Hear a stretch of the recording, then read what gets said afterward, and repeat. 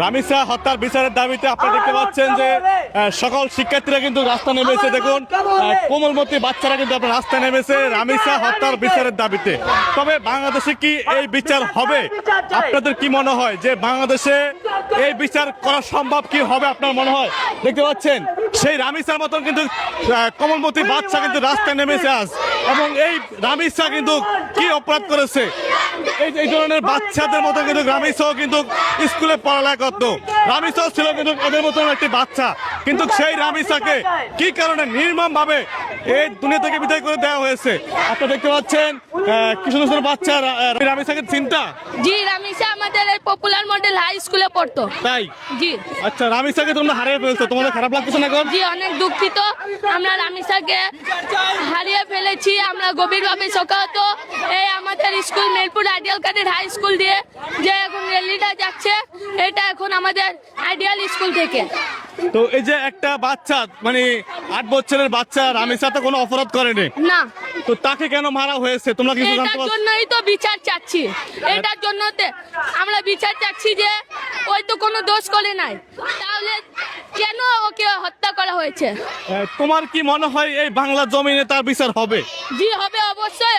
যতক্ষণ না বাংলার জমিনে বিচার হবে ততক্ষণ না আমরা এই রাজপথ ছাড়বো। আপনারা বুঝতে পারলেন রামিসার মতন কিন্তু সেম কিন্তু কোমলমতি বাচ্চারা কিন্তু রাস্তায় নেমেছে রামিসা যে হত্যার বিচারের দাবিতে।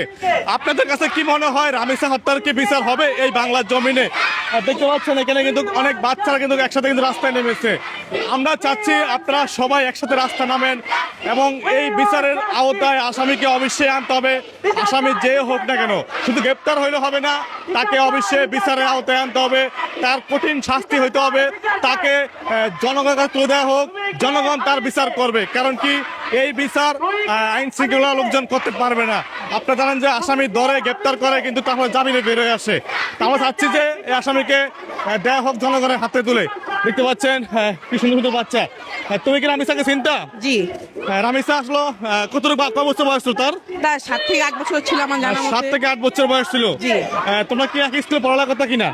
না, আমরা এক স্কুলে পড়ালেখা করতাম না, কিন্তু আলাদা স্কুলে পড়ালেখা করতাম। আমরা চিন্তাম একে পক্ষে। রামিসা পড়ালেখা করতো কোন স্কুলে? পপুলার মডেল হাই স্কুলে। পপুলার মডেল হাই স্কুলে না? জি। আচ্ছা, তো এখন রামিসা খারাপ লাগছে তোমাদের? জি, অনেক। যে রামিসাকে হত্যা করছে তার কঠিন শাস্তি চাই আমরা। কঠিন শাস্তি হচ্ছে নাকি? দর্শক আপনার ভিডিওটি শেয়ার করে দেন। আমরা চাচ্ছি যাতে দ্রুত বিচারের আওতায় আনা হোক, তাকে তার কঠিন শাস্তি হোক। ধন্যবাদ সবাইকে। আল্লাহ হাফেজ।